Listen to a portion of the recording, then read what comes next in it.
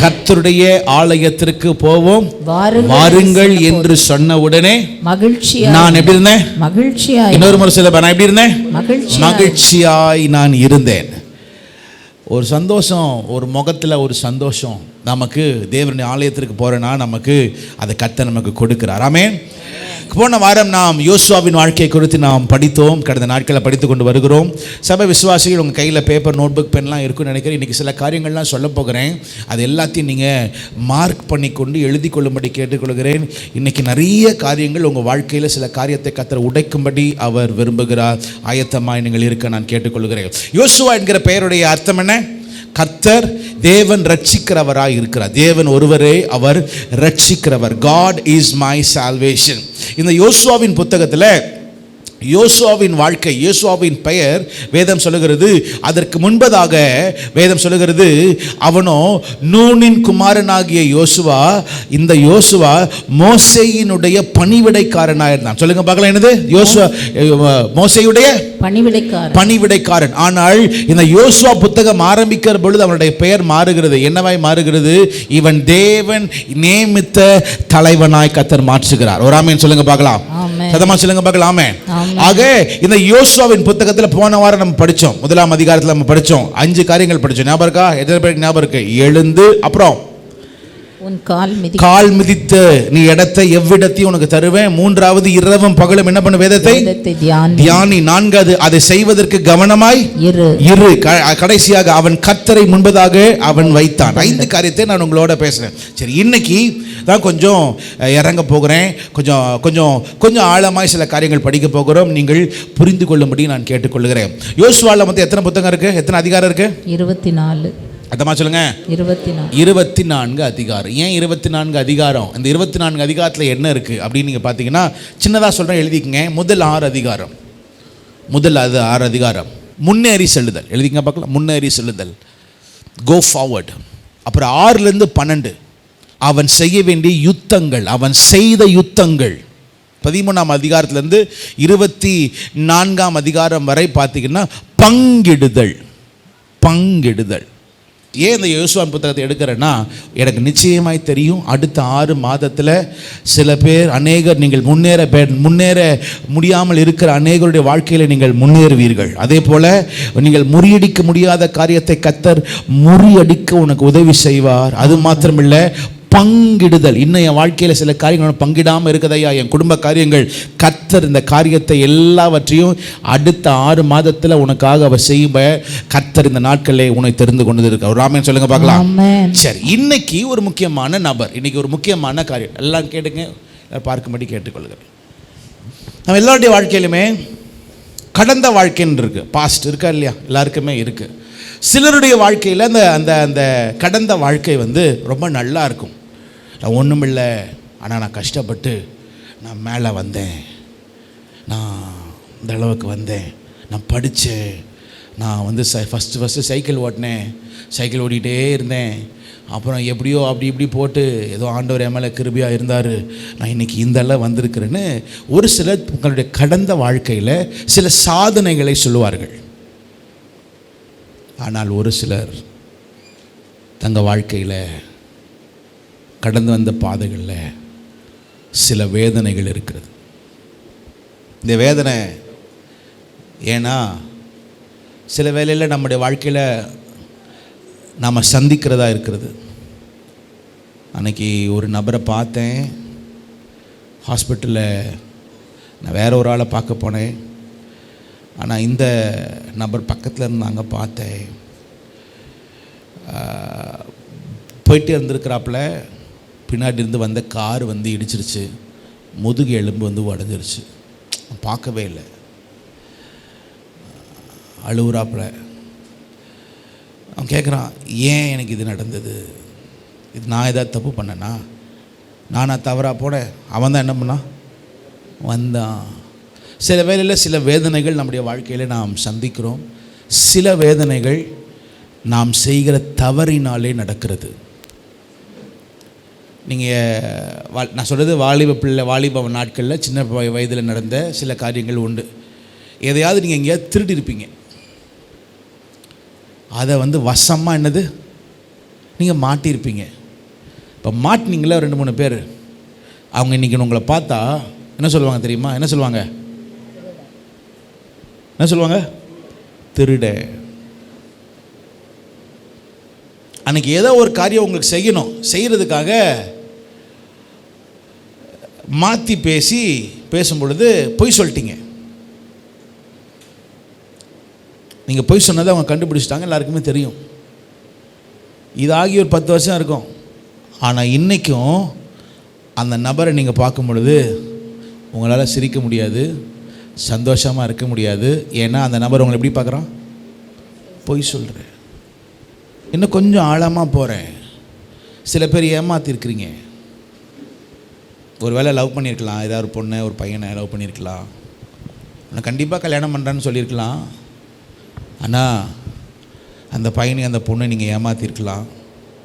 இன்றைக்கி நீங்கள் நல்லா இருக்கலாம், அப்படியே இருக்கலாம். ஆனால் அந்த நபர் எங்கேயாவது நீங்கள் பார்க்கணுன்னா உங்களுக்கு எப்படி இருக்கும்? அவங்க என்ன சொல்லுவாங்க? இவன் என்னை ஏமாற்றிட்டான், இந்த பொண்ணு என்ன ஏமாற்றிட்டா, என்னை ஏமாற்றிட்டா. சமுதாயத்தில் சில வேளை நமக்கு ஒரு பெயர் உண்டு, நாம் செய்த சில தவறுனால. சில நேரத்தில் சில பெண்கள், சில ஆண்கள் குடும்பத்தில் இருக்கிற பிரச்சனை, புருஷ மனைவிக்குள்ளே இருக்கிற காரியத்தினால நீங்கள் பிரிஞ்சிருப்பீங்க. பிரிஞ்சதுனால உங்களை டிவோர்ஸ்னு சொல்லியிருக்கலாம். நீ டிவோர்ஸி, நீ டிவோர்ஸ் பண்ணவேன். இல்லை யாரையாவது நீங்கள் கொன்று இருக்கலாம், இல்லைன்னா உங்களை குற்றவாளின்னு சொல்லியிருந்துருக்கலாம், இல்லைன்னா நீ என்னென்னமோ பேரை சொல்லியிருக்கலாம். இந்த மாதிரி பேர் நம்ம அடிக்கடி நம்ம சில பேர் நம்ம சுமந்துக்கிட்டு வர, அது யாருக்குன்னு தெரியாது. அது யாருக்கு மட்டும்தான் தெரியும்? நமக்கு மட்டும்தான் தெரியும். உங்களுக்கு தெரியுமா? இந்த மாதிரி நிறைய காரியங்கள் இருக்கிறதுனால, ஏமாற்றி நிறைய காரியங்களுக்குள்ளே இருக்கிறதுனால சில பேர் அவங்க முகத்தை வெளியே என்ன பண்ண மாட்டாங்க? காட்ட மாட்டாங்க. போதும், வேண்டாம், என்னால் முடியாது,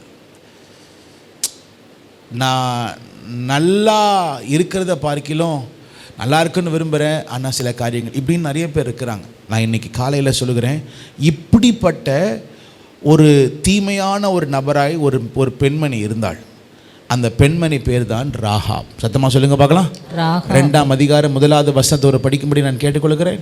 நூனின் குமாரனாகிய யோசுவா சித்தீமிலிருந்து வேவுக்காரராகி 2 மனுஷரை ரகசியமாய் வேவு பார்க்கும்படி அனுப்பி நீங்கள் போய் தேசத்தையும் எரிகோவையும் பார்த்து வாருங்கள் என்றான். அவர்கள் போய் படிக்க பார்க்கலாமா? அவர்கள் போய் ராகாப் என்னும் பெயர் கொண்ட வேசியின் வீட்டுக்குள் பிரவேசித்து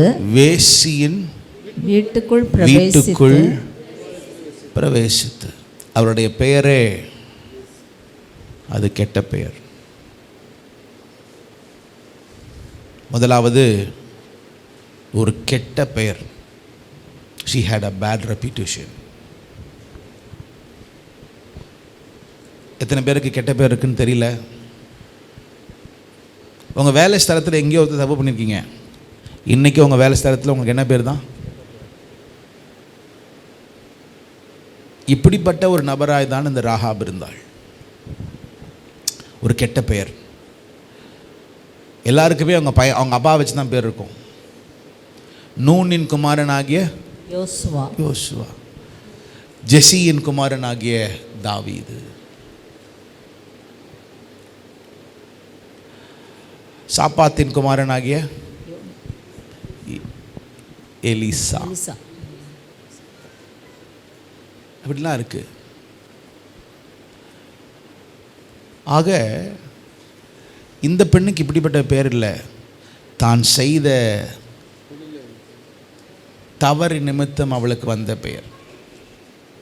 2வது, இந்த ராகாப் எப்படிப்பட்ட பெண் அப்படின்னு பார்த்தீங்கன்னா, அடுத்த வருஷத்தை படிக்கும்படி கேட்குறேன்.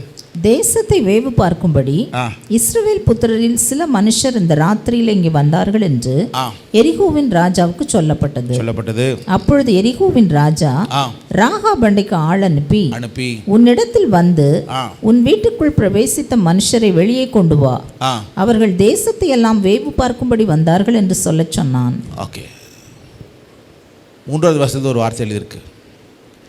இந்த அம்மா வீடு உன் வீட்டுக்குள் பிரவேசித்த மனிதர்கள். இந்த அம்மாவோட வீடு எங்கே இருந்துச்சுன்னா அந்த செவுத்தில் இருந்துச்சு. அந்த எரிகோ கோட்டன் இருக்க அந்த செவுறு மேலே இருந்துச்சு. ஆக்சுவலி இந்த அம்மாவுக்கு ஒரு பிஸ்னஸ் இருந்துச்சு. என்ன பிஸ்னஸ்ன்னு கேட்டிங்கன்னா, இவங்க லாட்ஜ் வச்சுருந்தாங்க. வெளியிலேருந்து வர்றவங்க எங்கே தங்குவாங்க? அங்கே தங்குவாங்க. இந்த பிரயாணப்படுறவங்க எங்கே தங்குவாங்க? அவங்க வீட்டில் தங்குவாங்க. ஆக்சுவலி இந்த அம்மா ஒரு லாட்ஜ் ஓனர். வெளியே பார்க்க அந்த அம்மா என்னது? Lodge owner. ஆனால் இன்னொரு வேலையும் பார்க்குது. என்ன வேலை? வேசி. எல் சாப்போன்னு ஒருத்தர் இருந்தார். நீங்கள் அப்போ அப்புறமேட்டு பாருங்கள். எல் சாப்போன்னு ஒருத்தர் இருந்தார். அந்த ஆள் என்ன பண்ண ஸ்மக்லிங் பண்ணுறார். ஸ்மக்லிங் பண்ணி வந்த காசை வச்சு அவருக்கு ஹெல்ப் பண்ணவங்களுக்கு அத்தனை பேருக்கு வீடு கட்டி கொடுத்துருக்கிறார். ஸோ இந்த எல்சாப்பா அங்கே இருக்க ஜனங்களுக்கு மத்தியில் அவர் யார்? ஒரு பெரிய ஹீரோ. ஆனால் வந்த காசெல்லாம் எப்படி?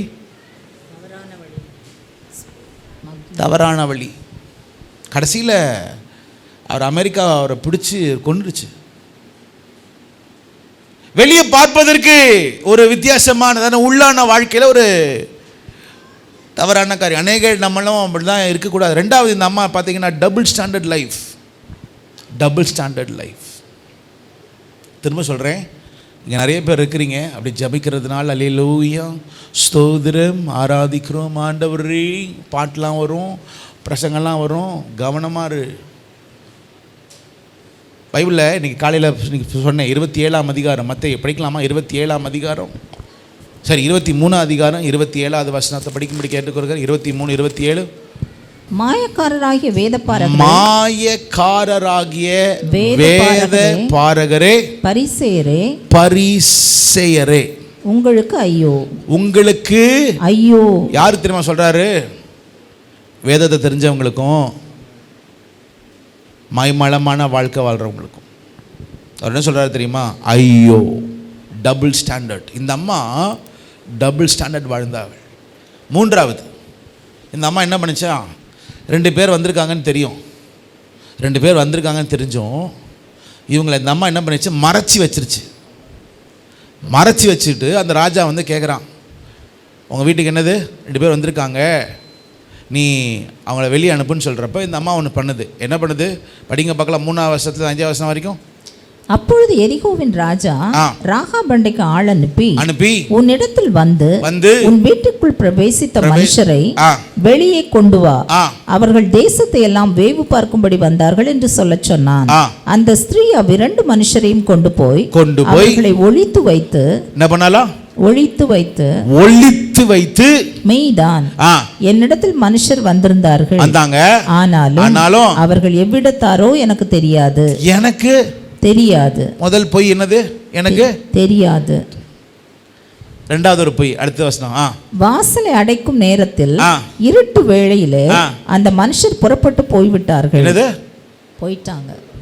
ஆனா போகல. எங்க இருக்கிறாங்க? அங்கதான் இருக்கிறாங்க. 2வது பொய். அப்புறம் 3வது அவர்கள் எங்கே போனார்களோ எனக்கு தெரியாது. அடுத்தது என்னது? எனக்கு தெரியாது. இந்த அம்மா பொய், ஒரு மறைக்கப்பட்ட வாழ்க்கை. யாரு? இந்த ராகாப். இங்க ஒரு இந்த கதையில் ஒரு 2 பேர் வர்றாங்க. என்னன்னா யோசுவா என்ன பண்ணுவார்? 2 பேரை கூப்பிடுவார். கரெக்டு தானே? முதல் வசனம் படிங்க பார்க்கலாம். நூனின் குமாரனாகிய யோசுவா சித்தீம் பள்ளத்தின் வேவுக்காரராகிய 2 மனுஷரை ரகசியமாய் வேவு பார்க்க அனுப்பி நீங்கள் போய் தேசத்தையும் எரிகோவையும் பார்த்து வாருங்கள் என்றான். எத்தனை பேர் அனுப்புறாரு? 2 பேர். சொல்லுங்க. 2 பேர். இதே இடத்துக்கு வேவு பார்க்கறதுக்கு மோசே அனுப்புனார். மோசே அனுப்பும்போது எத்தனை பேர் அனுப்புனாரு? 12 பேர். சொல்லுங்க. இவர் எத்தனை பேர்? 2 பேர். ஏன்?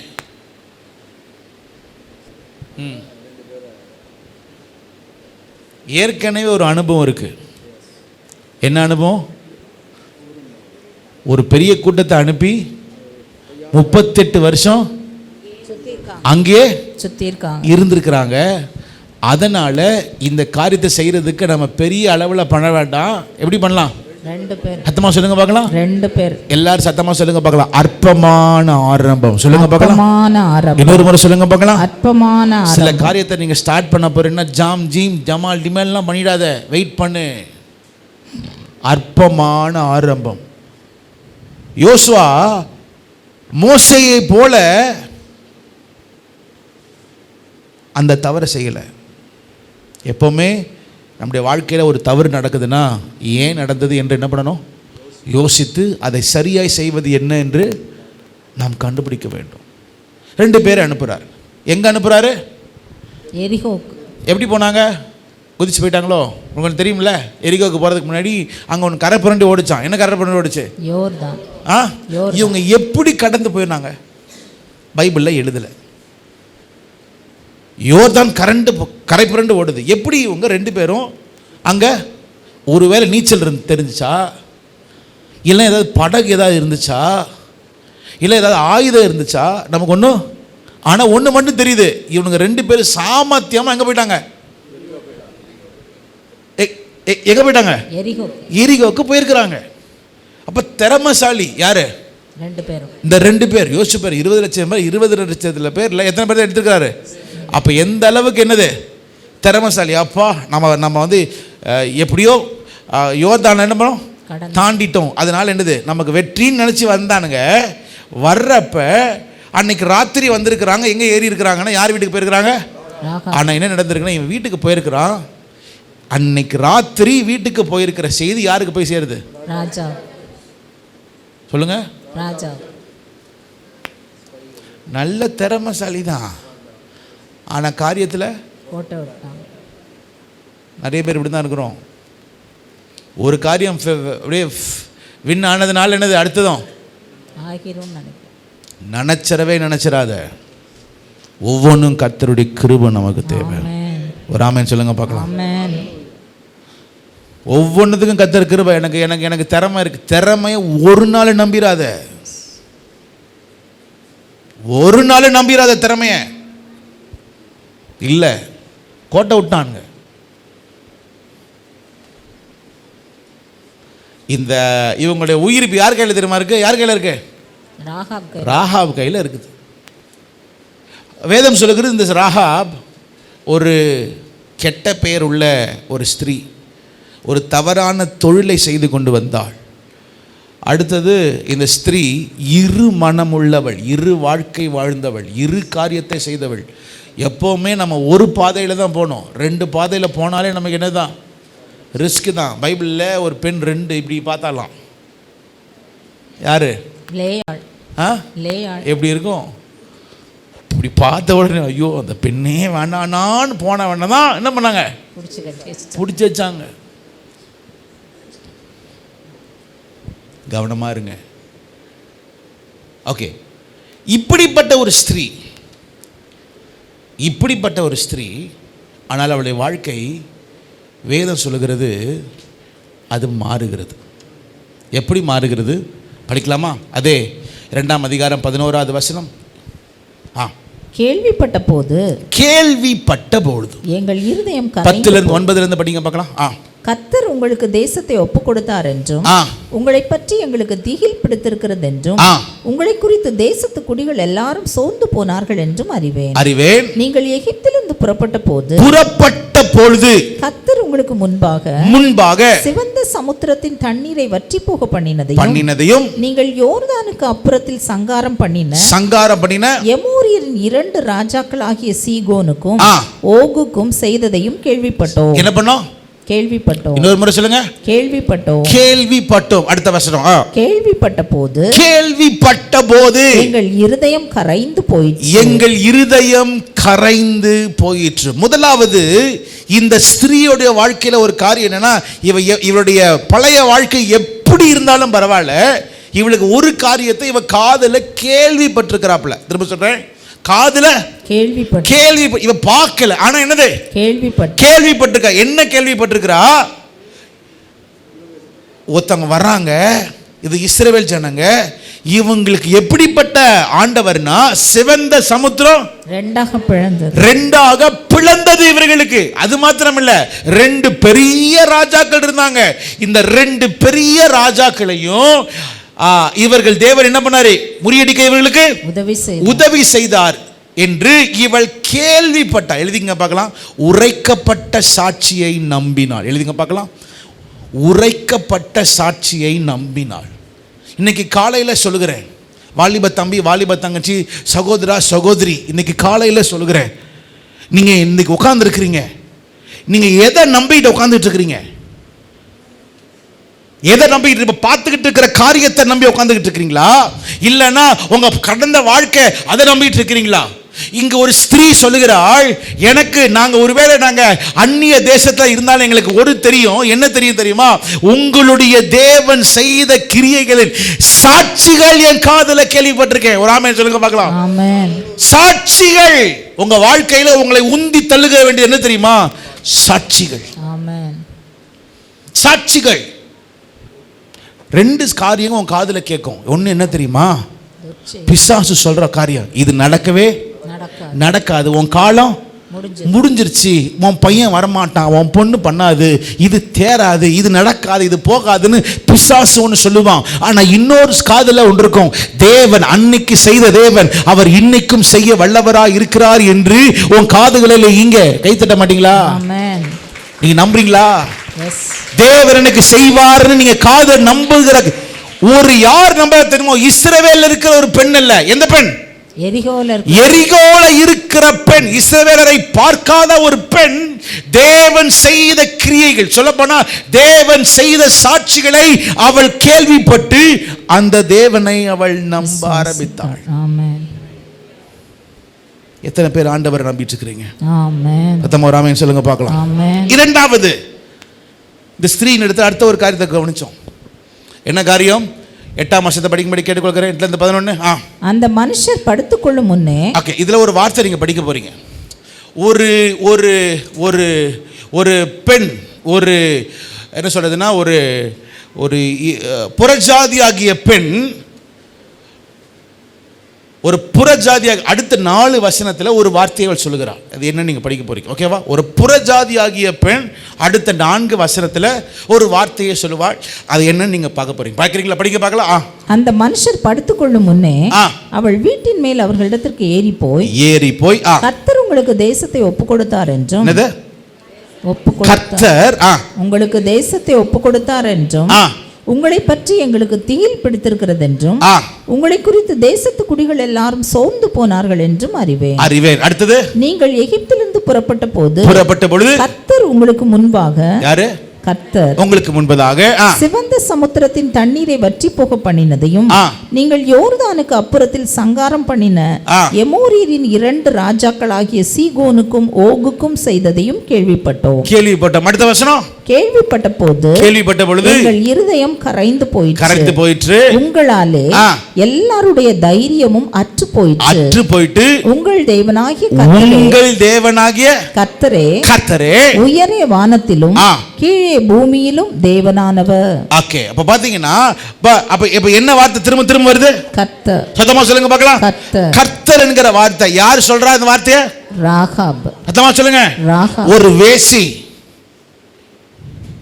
தவறான தொழில் செய்து கொண்டிருந்தவள், கெட்ட பெயர் உள்ளவள், தன் வாழ்க்கையில மனுஷங்கள் அவளை பயன்படுத்தி தன் வாழ்க்கையில ஒன்றுமில்லாமல் ஆக்கப்பட்டவள், 2 விதமான வாழ்க்கை வாழ்ந்து கொண்டிருக்கிறவள். இப்படிப்பட்ட ஸ்திரீ நம்ம யாருமே நோக்கி கூட பார்க்க மாட்டோம், யாரும் இந்த பெண்ணை பத்தி கேட்க கூட மாட்டோம். ஆனால் இந்த பெண்ணோ முதலாவது யாரோ தேவனுக்கு செய்த காரியத்தை அவள் கேள்விப்பட்டு, இரண்டாவது அவள் வாயிலிருந்து ஒரு வார்த்தை வருது. என்ன வருது? கர்த்தர். அப்புறம் கர்த்தர். நான் திரும்ப சொல்லட்டுமா? அவன் திருடனா இருந்தாலும் சரி, அவன் முள்ளமண்டியா இருந்தாலும் சரி, எவ்வளவு தப்பு பண்ற ஆளா இருந்தாலும் சரி, அவங்க வாயிலிருந்து இயேசு இயேசு இயேசு இயேசுன்னு வாயில வரட்டும், கர்த்தர் அவர்களை மாற்ற அந்த வார்த்தையினுடைய வல்லமை உண்டு. எத்தனை பேர் நம்புறீங்க? ஆமென் சொல்லுங்க பார்க்கலாம். எத்தனை சொல்லுங்க பார்க்கலாம். ஆமென். எத்தனை சொல்லுங்க பார்க்கலாம். ஆமென். இயேசு என்கிற வார்த்தைக்கு அவங்க விட மாட்டாங்க. பிசாசுக்கு அந்த வார்த்தை பிடிக்க. ஆகவேதான் பிறகு எல்லா நாமங்களிலும் மேலான நாமம் எந்த நாமம்? இயேசுவின் நாமம். பிசாசு நடுங்குகிற ஒரு நாமம் இயேசுவின் நாமம். பேய் ஓடுகிற ஒரு நாமம் இயேசுவின் நாமம். அற்புதங்கள் இன்றும் நடக்கிற நாமம் இயேசுவின் நாமம். ஒரு நாமத்திற்கு உங்க முழங்கால்கள் ஏன் முழங்கால்கள் முடங்குகிறது? ஒரு நாமம் இயேசுவின் நாமம். இன்றும் நம்மை உயர்த்துவார் என்று நம்புகிற நாமம் இயேசுவின் நாமம். நல்ல கையை தட்டுங்க அந்த நாமத்துக்கு. ஹல்லேலூயா, ஹல்லேலூயா. நான் திரும்ப சொல்லுகிறேன், நீ எதை நம்புறியோ நம்பலையோ, ஒரு புறஜாதி வாயிலிருந்து என்ன வார்த்தை வருது? கர்த்தர், கர்த்தர், கர்த்தர், கர்த்தர். உன் வாயிலிருந்து டெய்லி என்ன வருது? ஒரு நாளைக்கு எத்தனை முறை இயேசுன்னு வாயிலிருந்து வருது? தாவீது சொல்ற கர்த்தரை நான் எக்காலத்திலும் ஸ்தோத்திரி. எத்தனை முறை ஸ்தோத்திரம் சொல்றோம்? ஒரு நாளைக்கு எத்தனை வசனம் வருது? ஒரு புறஜாதி ஒரு பெண் சொல்றாள். ஏன் தெரியுமா? இரண்டாவது, அவள் கர்த்தரை விசுவாசித்தாள். சத்தமா ஒரு ஆமென் சொல்லுங்க பார்க்கலாம். ஆமென். யாரை விசுவாசித்தா? கர்த்தரை. ஒரு புறஜாதி விசுவாசிக்கிறான். நீங்கள் நானும் ஏமாத்துறோம். ஹல்லேலூயா, ஆமென், ஹல்லேலூயா. மூன்றாவது, நேரம் இல்ல, ஸ்பீடா நான் போறேன். மூன்றாவது ஒரு காரியம் இருக்கிறது. இந்த பெண்ணிடத்தில் எனக்கு பிடித்த ஒரு காரியத்தை நான் கவனிச்சேன். என்னன்னா 2ஆம் அதிகாரம் 12ஆம் வசனம் 13ஆம் வசனம். இப்போதும் நான் உங்களுக்கு தயவு செய்தபடினால் நீங்களும் என் தகப்பன் குடும்பத்துக்கு தயவு செய்வோம் என்று கர்த்தர் பேரில் எனக்கு ஆணையிட்டு, நீங்கள் என் தகப்பனையும் என் தாயையும் என் சகோதரரையும் என் சகோதரிகளையும் அவர்களுக்கு உண்டான எல்லாவற்றையும் உயிரோடே வைத்து எங்கள் ஜீவனை சாவுக்கு தப்புவிக்கும்படி எனக்கு நிச்சயமான அடையாளத்தை கொடுக்க வேண்டும் என்றாள். ஓகே, ஒரு முக்கியமான வார்த்தை, நல்லா கேட்டுக்குங்க. எல்லா தகப்பன்மார்கள் தாய்மார்கள் எல்லாருக்கும் சொல்லுகிற ஒரு முக்கியமான வார்த்தை இன்னைக்கு. இந்த பெண் என்ன பண்ணிட்டா? இவங்க என்ன பண்ணிட்டா? மறைச்சு வச்சுட்டா. அதானே நான் ஒன்று கேட்குறேன், எந்த தைரியத்தில் அவன் மறைச்சு வச்சா? அந்த ராஜாக்கு மட்டும் தெரிஞ்சிருந்துச்சின்னு வைங்க, என்னென்ன என்ன நடந்திருக்கும்?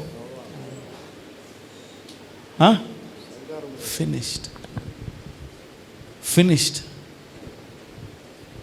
அதுதான் 11 அதிகாரத்தில் 31 போட்டிருக்கும். எபிரேயர்ல விசுவாசத்தினாலே அவள் செய்தாள் இருக்கும். ஆண்டவரை நம்பி அவள் செய்தாள் இருக்கும். சரி, இப்போ நான் அடுத்தது போகிறேன். மூன்றாவது, இப்போ மறைச்சி வச்சுட்டா. அவங்களும் போயிட்டானுங்க. இப்போ இந்த அம்மா சொல்கிறாங்க, எனக்கு நிச்சயமாக எங்களுக்கு ஒன்று தெரியும், உங்கள் ஆண்டவர் இந்த தேசத்தை அவர் அழிக்க போகிறார், இது என்ன பண்ண போகிறாரு? சங்காரம் பண்ண போகிறாருன்னு அந்த அம்மாவுக்கு தெரியும். ஆனால் அந்த அம்மா ஒன்று கேட்குது. என்ன தெரியுமா கேட்குது? நீங்கள் எப்படியாவது என்ன காப்பாற்றுங்கன்னு சொல்லலை, சத்தமாக சொல்லுங்க, என் குடும்பத்தை காப்பாற்றுங்க. இங்கே இருக்கிற அநேகருக்கு சொல்லுகிறேன், உன் குடும்பத்தை நீ காப்பாற்ற வேண்டிய கடமை உன் கையில் இருக்குது. ஒரு வேளை குடும்பத்தில் சில பேர் உனக்கு ஒத்துழைக்காமல் போகலாம். உன் பையன், உன் பொண்ணு, புருஷன், மனைவி, பிள்ளைகள், அவங்க ஒத்துழைக்காமல் போகலாம். இந்த அம்மா கல்யாணம் ஆனவங்களா ஆகாதவங்களா? இன்னொரு முறை படிக்கலாம், அந்த வருஷம் தான் படிங்க, அதே படிங்க. நீங்கள் என் தகப்பனையும் என் தாயையும் சகோதரரையும் சகோதரிகளையும் அவர்களுக்கு உண்டான எல்லாவற்றையும் உயிரோடே வைத்து எங்கள் ஜீவனை சாவுக்கு தப்புவிக்கும்படி எனக்கு நிச்சயமான அடையாளத்தை கொடுக்க வேண்டும் என்றார். இந்த அம்மா கல்யாணம் ஆனவங்களா ஆகாதவங்களா? கல்யாணம் ஆகல. இருங்க. சரி, இப்போ அடுத்தது நான் வர்றேன். நல்லா புரிஞ்சுக்கங்க. அந்த அம்மா என்ன சொன்னீங்க? எங்கள் குடும்பத்தை என்ன பண்ணுங்க சொல்லுங்க, காப்பாற்றுங்க. நான் திரும்ப சொல்லுகிறேன், உங்கள் குடும்பத்தை காப்பாற்ற வேண்டியது உங்கள் கையில் தான் இருக்குது. வாலிப தம்பிமார்கள், வாலிப தங்கச்சிமார்கள், கையை திருமணமாகாத வாலிப தம்பிமார்கள், தங்கச்சிமார்கள் கையை உயர்த்துங்க பார்க்கலாம். யோசிக்கிறீங்களோ கல்யாணம் ஆயிடுச்சுன்னு? திருமணமாகாத வாலிப தம்பிமார்கள், தங்கச்சிமார்கள், உங்கள் குடும்பத்தை காப்பாற்ற வேண்டியது யார் கையில் இருக்குது? உன் கையில் இருக்குது.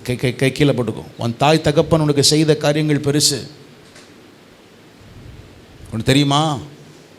உன் ஆயுசு நாள் நீடித்திருக்கணும்னா உன் தகப்பனையும் தாயையும் கனம் பண்ணுவாயா? கனம்னா என்ன தெரியுமா? உங்கள் தாய் தகப்பனுக்கு நீ கெட்ட பெயர் கொண்டு வந்துடாத. அவங்க முகம் கோணிராதபடி, அவங்க முகம் மறைச்சு கொள்ளாதபடி ஏதாவது செஞ்சுட்டு வந்துடாத. அவமானத்தை கொண்டு வந்துடாத. சில நேரத்தில் சில வாலிபர் தம்பிமார்கள் தங்கச்சிமார்கள் தனக்குரிய காரியத்தை நிறைவேற்ற அதற்கு தாய் தகப்பன்மார்களை அவமானத்தின் வழியில் கொண்டு சென்று குடும்பத்திற்கே அவமானம். என்ன ஆனாலும் சரி, உன் தாய் தகப்பன் என்ன பண்ணு, இன்னொரு முறை சொல்லுங்க பார்க்கலாம், கனம் பண்ணு. நீ கனம் பண்ணு. பாஸ்டர், எங்கள் வீட்டில் புருஷனுக்கு மனைவிக்கு சண்டை பாஸ்டர், எப்போ பார்த்தாலும் சண்டை. குடும்பத்தில் வரும் பிரச்சனைகள் எல்லாம் வரும் பொழுது சிம்பிளாக சொல்கிறேன், ஒரு 3 காரியங்கள். புருஷனோ மனைவியோ பிள்ளைகளோ பெற்றோரோ அல்லது தம்பி தங்கச்சியோ 3 காரியங்கள் இருக்குது. இது வந்து மேஜிக் வேர்டுன்னு சொல்ல மாட்டேன், ஃபார்முலான்னு சொல்ல மாட்டேன். இது இப்படி தான் நான் நடத்திக்கிட்டு இருக்கிறேன், இப்படி தான் நிறைய பாஸ்டர்ஸ் நடத்திட்டு இருக்கிறத நான் பார்த்துருக்கேன், நிறைய குடும்பங்களில் இதை நான் பார்க்குறேன். 3 காரியங்கள். எவ்வளோ பெரிய பிரச்சனைகள் போராட்டங்கள் வந்தாலும் சரி, இங்கிலீஷில் 3 Fன்னு சொல்லுவாங்க, தமிழ்லையும் இருக்குது 3 F. முதலாவது ஃபர்கிவ். எழுதிக்க பார்க்கலாம், ஃபர்கிவ், மன்னிப்பு. ரெண்டாவது ஃபர்கெட், மறந்து விடு. மூன்றாவது ஃபார்வர்ட், முன்னேறிச்சல். இது யாருக்கு தெரியுமா? திருமணமாயி தன் குடும்ப உறவில் இருக்கிறவங்க. நான் ஏன் இப்படி சொல்கிறேன்னா, திருமணமாகாத சில உறவுகளும் இப்போ இருக்குது. இதை தூக்கி அதில் போட்டுறாத. இது இன்னும் ஆண்டவர் இன்னும் அங்கீகரிக்கல, பெற்றோர் அங்கீகரிக்கல, நான் என்ன பண்ணல, அங்கீகரிக்கல. ஆக குடும்ப உறவுகள் தேவனால் கொடுத்த உறவுகள். சில வேளையில் கசப்புகள் வரும், போராட்டங்கள் வரும், பிரச்சனைகள் வரும். முதலாவது என்ன சொன்னேன்? மன்னித்து விடு, ஃபர்கிவ். ஞாபகம் இருக்கா? பைபிளில் போட்டிருக்கு, ஒரு நாள் யோசேப்பு வாழ்க்கையில் தன் சகோதரர்கள் அவனுக்கு எதிராய் வந்தார்கள், தனக்கு எதிராய் பண்ணார்கள். அப்பொழுது யோசேப்பு சொல்கிறார், நான் உங்களை என்ன பண்ணுறேன்? மன்னித்து விடுறேன். தன் சொந்த சகோதரர்கள் அவனுக்கு எதிராய் வருகிறார்கள். ஒருவேளை உங்க மனைவி, உங்க பிள்ளைகள், சில வேளை கசப்பான உறவுகள் இருக்கலாம், கடினமான பாதைகள் இருக்கலாம். ஒரு தகப்பனாய், ஒரு தாயாய், ஒரு புருஷனாய், ஒரு மனைவியாய், ஒரு சகோதரனாய், ஒரு சகோதரியாய் உன் வாழ்க்கையில நீ முன்னேறி போகணும்னா முதல்ல என்ன செய்யாத? என்ன பண்ண? மன்னிச்சிரு. உன் வீட்டில் இருக்கிறவன் மன்னிக்க முடியல, எப்படி நீ ரோட்ல இருக்கணும் மன்னிப்ப? உன் கண்ணில் இருக்கிற அழுக்க நீ முதல்ல எடுக்காம எப்படி மற்ற காரியத்தை நீ செய்வ? யோசேப்பு வாழ்க்கையில் சொல்கிறார், என் சகோதரர்கள் எனக்கு எதிராய் வந்தார்கள், நான் மன்னிச்சிட்டேன். எனக்கு அவங்க செய்த தீமையை கர்த்தர் எனக்கு நன்மையாய் அவர் மாற்றி கொடுத்தார்.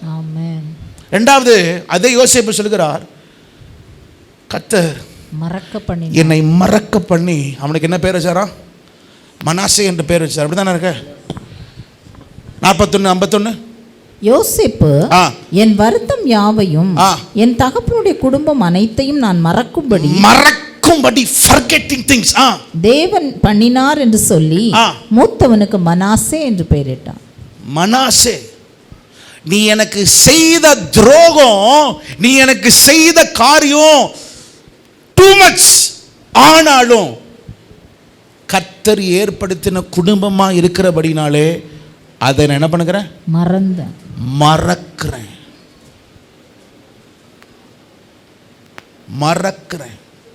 தம்பி பேசிருக்கலாம், தங்கச்சி பேசிருக்கலாம், அண்ணன் பேசிருக்கலாம், அக்கா பேசிருக்கலாம், அப்பா பேசிருக்கலாம், அம்மா பேசிருக்கலாம், உங்க நாத்தனார் பேசிருக்கலாம், உங்க மாமனார் பேசிருக்கலாம், மாமியார் பேசிருக்கலாம், அவங்க இப்படி பேசி எல்லாத்தையும் என்ன பண்ணு? மறந்துரு. மூன்றாவது 39:2. கர்த்தர் யோசேப்போடு இருந்தார். அவர் இருந்தார். அவன் காரிய சித்தி உள்ளவனானான். போதும். அந்த பைபிள்ல போட்டிருக்கு, யோசேப்புடைய சகோதரர்களோடு இருந்தார்னு எழுதல. யாரோட இருந்தாரா? யோசேப்போடு. எவன கர்த்தர், யார், எந்த நபரை ஜனங்க வெறுத்தார்களோ, எந்த நபரை ஜனங்க குழியில போட்டாங்களோ, எவனை பகைத்தார்களோ அவனோட தான் கர்த்தர் இருந்து, அடுத்த வார்த்தை போட்டிருக்கு, அவன் காரிய சித்தி உள்ளவனாய் இருந்தபடினாலே அவன் வாழ்க்கை எப்படி போகுதுன்னு தெரியல. வேதம் சொல்லுகிறது, அவன் எகிப்தியன் ஆகிய தன் எஜமானின் வீட்டில் அவன் இருந்தான். அவனுக்கு வேண்டிய வேலையை கர்த்தர் கொடுத்து அவனை உயர்த்துகிறார். ஒரு ஆமென் சொல்லுங்க பார்க்கலாம். ஹல்லேலூயா. எவ்வளவு பெரிய பிரச்சனை இருந்தாலும் குடும்பத்துல 3 காரியம் என்னென்ன? forgive, forgive, forget, forget, forward. forward. மறந்து மன்னித்து என்ன பண்ண, முன்னேறிச்சல். உங்களுக்கு தெரியுமா யோசேப்பு வாழ்க்கையில் இந்த குடும்ப காரியங்கள்ல 3 காரியம். என்னது? forgive, அடுத்தது forgive, forget, அடுத்தது forward. forward. அவன் போனதுனால கர்த்தர் யோசேப்புக்கு மாத்திரம் ஒரு வார்த்தை எழுதி இருக்காரு. என்னதுனா, அவன் கனி தரும் திராட்சை செடி, அப்புறம் அவன் நீரூற்று அண்டையில் கனி தரும் திராட்சை செடி, அப்புறம் அவனுடைய கொடிகள் படரும். எது மேல படரும்? சுவரின் மேல். ஏன் தெரியுமா? சுவர் இருக்கு, நீ போக முடியாதுன்னு இருக்கு சுவர். ஆனா எந்தெந்த காரியம் வாழ்க்கையில போக முடியாதுன்னு இருக்கிற அந்த சுவர்களிலேயோ அவனுடைய forgiveness, forgetfulness, forwardness அந்த காரியத்தை உடைத்து போவதற்கு அது வல்லதா இருக்கிறது. ஒரு ஆமென் சொல்லுங்க பார்க்கலாம். ஆமென். அதமா சொல்லுங்க பார்க்கலாம். ஆமென். ஆமென். குடும்பம் அவ்வளவு முக்கியம். ஆக அவள் குடும்பத்தை அதிகமாக நேசித்தாள். ஒரு ஆமென் சொல்லுங்க பார்க்கலாம். அதமா சொல்லுங்க பார்க்கலாம். ஒரு 2 கரத்தை உயர்த்துங்களா, பரலோகத்துக்கு நேராக ஊத்துறீங்களா? நல்ல கையை உயர்த்துங்க. ஒரே ஒரு நிமிஷம் கையை உயர்த்தி சொல்லுங்க, ஆண்டவரே என் குடும்பத்தில் யார் எனக்கு எதிராக பேசியிருந்தாலும் பரவாயில்ல, உங்கள் புருஷனும் சொல்லுங்க, என் புருஷனை நான் மன்னிக்கிறேன் ஆண்டவரே, என் மனைவியை நான் மன்னிக்கிறேன். கசப்புகள், சில உறவுகளில் எதிர்பார்த்த காரியங்கள் நடைபெறாமல் இருந்தாலும் நான் மன்னிக்கிறேன். என் பிள்ளைகளை நான் மன்னிக்கிறேன் ஆண்டவரே. எங்கள் அப்பா அம்மா எனக்கு பிடிச்ச மாதிரி அவங்க செய்யாமல் போனாலும் நான் மன்னிக்கிறேன் ஆண்டவரே. ஆண்டவரே அப்பா, என் சகோதரர்கள் சகோதரிகளை நான் மன்னிக்கிறேன் ஆண்டவரே. கர்த்தாவே, யோசேப்பு ஒரு கனி தரும் திராட்சை செடி. மாற்ற முடியும்னா என்னையும் கர்த்தர் நீர் மாற்றி ஆண்டவரே சுவர்கள் அடைக்கிறதற்கு இருக்கு, ஆனால் சுவர்களையும் ஆண்டவரே மிகவும் அழகாய் மாற்றக்கூடிய ஒரு கொடியாய் மாற்ற முடியும்னா என்னையும் கர்த்தர் நீர் மாற்றுவீராக. கையை உயர்த்திருக்கிறவர்களுக்கு கர்த்தர் நீர் அப்படியாக நீர் செய்து முடிப்பீராக. இரண்டாவது எதை அதிகமாக நேசிச்சாலும் குடும்பத்தை காப்பாற்றினார். எத்தனை பேர் குடும்பத்தை காப்பாற்றணும்னு விரும்புறீங்க? உன் குடும்பத்தை ரட்சிக்கப்படணும் எத்தனை பேர் விரும்புறீங்க? இன்னொரு முறை அந்த வசனத்தை படிக்கலாமா? படிக்கலாமா? ரெடி 1 2 3. நீங்கள் என் தகப்பனையும் என் தாயையும் என் சகோதரரையும் என் சகோதரிகளையும் அவர்களுக்கு உண்டான எல்லாவற்றையும் உயிரோடே வைத்து எங்கள் ஜீவனை சாவுக்கு தப்புவிக்கும்படி எனக்கு நிச்சயமான அடையாளத்தை கொடுக்க வேண்டும். இன்னொரு முறை சொல்லுங்க பார்க்கல. நிச்சயமான அடையாளத்தை கொடுக்க வேண்டும். எத்தனை பேருடைய பிள்ளைகள் புருஷ மனைவி ரட்சிக்கப்படாம இருக்கிறீங்க? இன்னைக்கு சொல்றேன், அந்த ஒரு ராகாபா நீ இருந்தா ஆண்டவரத்துல என்ன கேட்கணும்? நீ குடும்பத்தை கேட்கணும்.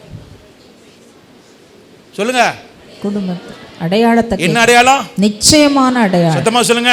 நிச்சயமான அடையாளம். நிச்சயமான அடையாளத்தை நீங்க எனக்கு கொடுங்க ஆண்டவரே. உங்களுக்கு தெரியுமா, அது நிச்சயமான அடையாளம் பார்க்கிறதுக்கு அது சாதாரணமா இருக்கலாம், மனுஷன் பார்வையில சாதாரணமா இருக்கலாம். அவர் என்ன செய்தாலா, ஒரு சிவந்த ரிப்பனை எடுத்து அவர் எதுல கட்டினாலாம்? ஜன்னல்ல கட்டினா. அவ்வளவுதான். ஒரு சிவந்த ஒரு சிவந்த ரெட் காரியத்தை எடுத்து எதுல கட்டினா? ஜன்னல்ல கட்டினா. அவ்வளவுதான். அது அவளுக்கு நிச்சயமான என்னாச்சு? நான் இன்னைக்கு கேட்கிறேன், அநேக தம்பிமார்கள் தங்கச்சிமார்கள் வாலிப தம்பிமார்கள் இருக்கிறீங்க.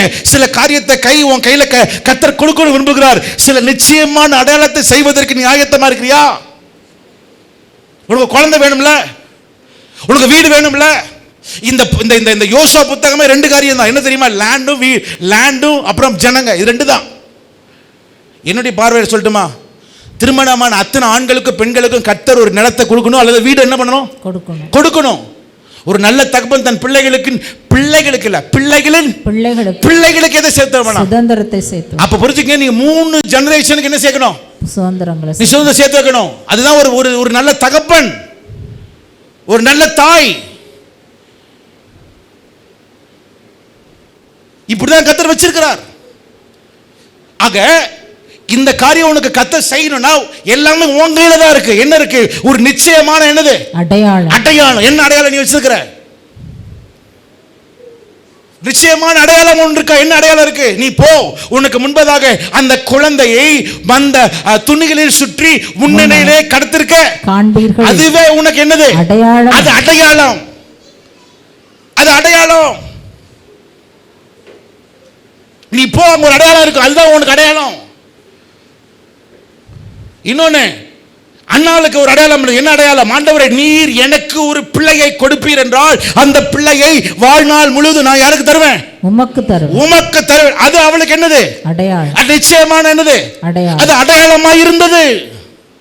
ஆண்டவரே, நான் ஒன்றுமில்லாத ஒரு ஆடு மேய்க்கிற மனுஷன். யாரு? தாவீது சொல்கிறார், ஒரு ஆடு மேய்க்கிற மனுஷன் நானு. ஆனால் என்னை ராஜாவாய் வைத்தீரே, அதற்கு நான் என்ன செய்வேன்? உமக்காக ஒரு ஆலயத்தை நான் கட்டுவேன் ஒரு அடையாளத்தை சொன்னார். ஆனால் கர்த்தர் யார் மூலமா செய்கிறார்? சாலமோன் மூலமா. நான் ஒன்று செய்யட்டுமா? கர்த்தர் உன் வாழ்க்கையில் ஒரு காரியத்தை செய்யணும்னு என்ன அடையாளம் கர்த்தர் கொடுத்திருக்கிறேன்?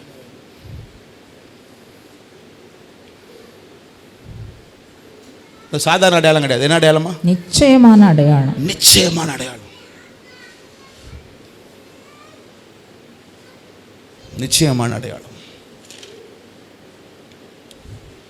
இந்த 3 வார்த்தையை மட்டும் எழுதிங்க பார்க்கலாம். 3 வார்த்தையை மட்டும் எழுதிங்க பார்க்கலாம். முதலாவது, இந்த பெண் உரைக்கப்பட்ட தேவனுடைய கிரியைகளாகிய சாட்சிகளை அவள் நம்பினாள். 2வது, தேவனுடைய நாமத்தை விசுவாசித்து அவள் அறிக்கை செய்தாள். 3வது, குடும்பத்தை காப்பாற்றினாள். 4வது, நிச்சயமான அடையாளத்தை பெற்றாள்.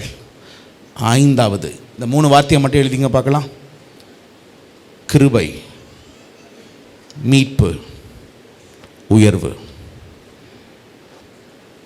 எழுதுங்க பார்க்கலாம். கிருபை, மீட்பு. நான் ஒன்று கேட்குறேன். ஆண்டவர் நீங்கள் நான் இருந்தானா? ஒரு வேளை இப்போ கேட்குறேன், சைதாப்பேட்டை தானே இருக்கீங்க? சைதாப்பேட்டை, அடையார், பெஸ்ட் நகர், நீலாங்கரை, ஓகே, எல்லாம் ஒரு ஏரியாவில் இருக்கிறோம். இன்றைக்கி திடீர்னு ஆண்டவர் சொல்லுகிறார், நான் இன்றைக்கி வந்து அடையாரை அழிக்க போகிறேன், கொட்டிவாக்கத்தை அழிக்க போகிறேன், பாலவாக்கத்தை அழிக்க போகிறேன், இந்திரா நகர் அழிக்க போகிறேன், காதி நகர் அழிக்க போகிறேன். ஆனால் ஒரே ஒரு ஆளை மட்டும் என்ன பண்ண மாட்டேன்? அழிக்க மாட்டேன் அப்படின்னு அந்த ஒரு ஆளாக எப்படி எரிகோ கோட்டை அழிக்கிற நேரத்தில் அந்த ஒரு குடும்பம், எந்த குடும்பம்? ராகாப் குடும்பம் இருந்தது மாதிரி இன்றைக்கி ஒரு வேளை ஆண்டவருடைய நியாய தீர்ப்பை வந்து எல்லாத்தையும் அழிக்கிறாரு. ஆனால் அந்த ராகாப் மாதிரி உங்கள் குடும்பம், ஏன் குடும்பம், அந்த உள் பட்டணத்துலேயும் அந்த ஒரு குடும்பமாக நம்ம குடும்பம் இருக்குமா? நான் வாய் வரமாட்டுது. இருக்கணும்.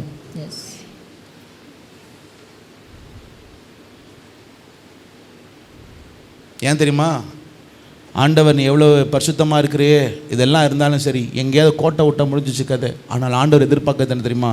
நீ எனக்கு எவ்வளோ உண்மையாக இருக்கிறாய். நான் ஒன்று கேட்குறேன். எனக்கு சில காரியம் எனக்கு ஃபஸ்ட்டு எனக்கு புரியவே இல்லை. ஆண்டவர் ஏன், ஓகே, இந்த ஒரு வசனத்தை படிங்க பார்க்கலாம். மத்தேயு 1ஆம் அதிகாரம். சல்மோன் போவாசை ராகாபினிடத்தில் பெற்றான். சல்மோன் போவாசை ராகாபினிடத்தில் பெற்றான். போவாஸ் ஓபேதை ரூத்தினிடத்தில் பெற்றான். ஓபேத் ஈசாயை பெற்றான். ஈசாய் தாவீது ராஜாவை பெற்றான். அப்ப 5வது வசனத்துல என்ன இருக்கு? யார் பேர் வந்திருக்கு? ராகாப் பேர். ராகாப், கரெக்ட் தானே? ராகாப் யாரை பெற்றாள்? போவாசை. இப்ப சொல்லுங்க, ராகாப் கல்யாணம் ஆச்சா ஆகலையா? அதுக்கப்புறம் தான் கல்யாணம் ஆச்சு. திரும்ப சொல்கிறேன், எப்போவுமே ஒரு காரியத்தை எடுத்த உடனே என்ன பண்ணாத சொல்லிடாத. தீர என்ன பண்ணு? விசாரி. அப்போ வந்து அந்த அம்மா வந்து அப்படிதான் இருந்துச்சு. ஆனால் அவள் என்னைக்கு காப்பாற்றப்பட்டாளோ கர்த்தர் அவள் மேல் தன் கண்ணை வைத்து, நீ ஒருவேளை மனுஷன் பார்வையில் நிராகரிக்கப்பட்டவளாக இருக்கலாம், மனுஷன் உன்னை ஒரு பேரை உன்னை குத்தி வச்சிருக்கலாம், உன் வாழ்க்கையை தள்ளி இருக்கலாம். ஆனால் கர்த்தர் தன் கரத்தை நீட்டி இப்படிப்பட்ட ஒரு ஸ்திரீயை இயேசு கிறிஸ்து வரும் பொழுது அவளை கர்த்தர் தூக்குகிறார். ஒரு ஆமேன் சொல்லுங்க பார்க்கலாம். சத்தமா சொல்லுங்க பார்க்கலாம். ஆமேன். இன்னைக்கு பிரசங்கத்தின் தலைப்பு ஃபர்ஸ்ட்லேயே சொல்லணும், ஆனால் நான் இன்னைக்கு சொல்கிறேன். யாருன்னா, தேவனால் கனப்படுத்தப்பட்ட ராகாப். தேவனால் கனப்படுத்த. நான் ஒன்று கேட்குறேன், சரி, ஏன் ஆண்டவர் ராகாபை சூஸ் பண்ணார்? இவ்வளோ மோசமான பெண்ணு தானே. நீங்களும் நானும் இருந்தானா கண்டிப்பாக பண்ணியிருக்க மாட்டோம். சான்ஸே கேள்விப்பட்டதை விசுவாசித்து தன்னுடைய ஜனத்தை வந்து அப்படி இருந்தும் ஏன் கர்த்தர் தெரியுமா அவளை தெரிந்து கொண்டாரு? சிம்பிள் சொல்லட்டுமா? கிருபை.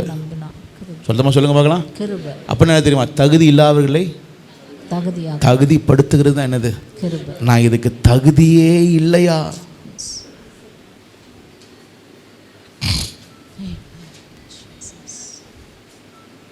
தகுதியே இல்லையா நான்? ஆனால் நான் நம்புறேன், நான் விசுவாசிக்கிறேன். சிலருக்கு இந்த கிருபை இப்போ தேவை, சிலருக்கு இந்த கிருபை இப்பொழுது தேவை. இயேசு கிறிஸ்து வந்தாலே உன் வாழ்க்கையில் என்ன உண்டு? கிருபை, கிருபை, கிருபை, கிருபை, கிருபை.